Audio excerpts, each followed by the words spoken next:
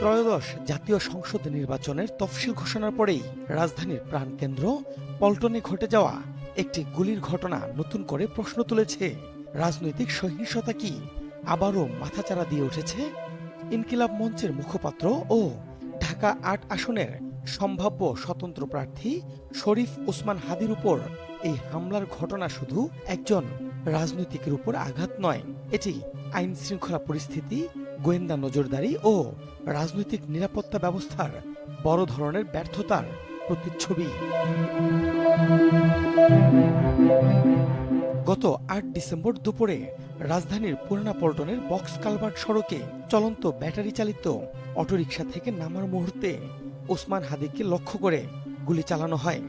প্রত্যক্ষদর্শী ও সিসিটিভি ফুটেজে দেখা যায় হেলমেট পরা দুই ব্যক্তি একটি মোটরসাইকেলে করে কাছাকাছি এসে খুব কাছ থেকে গুলি ছুড়ে দ্রুত পালিয়ে যায়। মাথায় গুলিবিদ্ধ হয়ে গুরুতর আহত হন হাদি। তাকে প্রথমে ঢাকা মেডিকেল কলেজ হাসপাতাল এবং পরে এভারকেয়ার হাসপাতালে স্থানান্তর করা হয়। ঘটনার পর ওসমান হাদির এক আত্মীয় পল্টন থানায় একটি মামলা দায়ের করেন। পুলিশ ও র্যাব যৌথভাবে তদন্ত শুরু করে এবং আশপাশের সিসিটিভি ফুটেজ বিশ্লেষণ করে হামলাকারীদের গতিবিধি শনাক্ত করা হয়। তদন্তে ব্যবহৃত মোটরসাইকেলের সূত্র ধরে গুরুত্বপূর্ণ অগ্রগতি আসে। পিআরটি এর তথ্য যাচাই করে জানা যায় মোটরসাইকেলটির মালিক মোহাম্মদ আব্দুল হান্নান, বয়স ৪২। পরে মোহাম্মদপুর এলাকা থেকে তাকে গ্রেফতার করা হয়। আইন শৃঙ্খলা বাহিনীর অনুসন্ধানে হামলায় সরাসরি জড়িত থাকার সন্দেহে দুইজনকে শনাক্ত করা হয়েছে। তারা হলেন ফয়সাল করিম মাসুদ উরফে দাউদ খান এবং Alamgir Hossain. Digital investigative media The Dissent এই ঘটনায় নতুন মাত্রা যোগ করেছে। প্রতিষ্ঠানটি দাবি করছে ইনকিলাব কালচার সেন্টারের ৯ ডিসেম্বরের সিসিটিভি ফুটেজ, হামলার দিনের সিসিটিভি ফুটেজ এবং সামাজিক যোগাযোগ মাধ্যমে থাকা অন্তত ৫০টির বেশি ছবি তুলনামূলকভাবে বিশ্লেষণ করে হামলাকারীর সঙ্গে ফয়সাল করিম মাসুদের চেহারার মিল পাওয়া গেছে।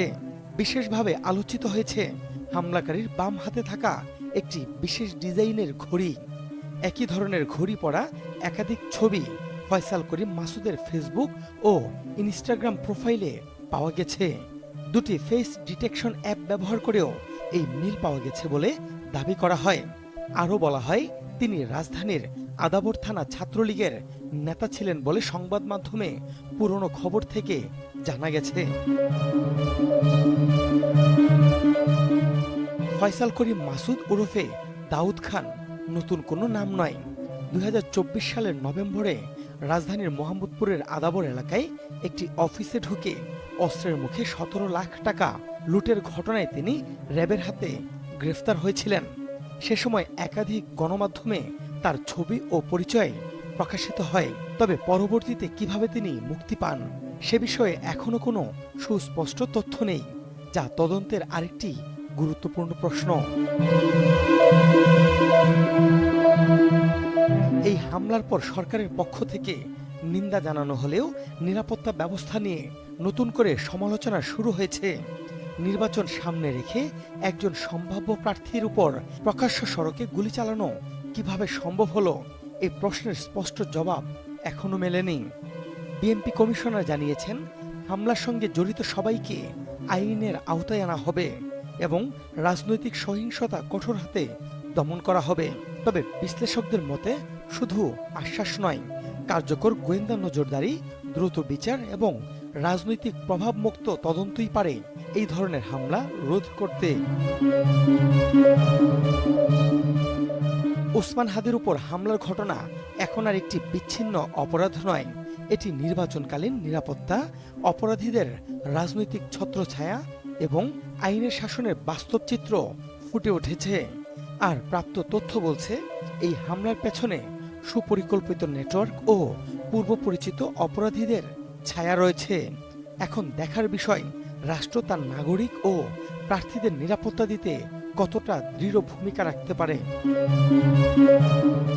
ভিডিওটি ভালো লাগলে লাইক ও শেয়ার করতে পারেন, কমেন্টসে আপনার মতামত জানাতে পারেন, আর এমন ভিডিও পেতে ফলো ও সাবস্ক্রাইব করে সাথেই থাকুন।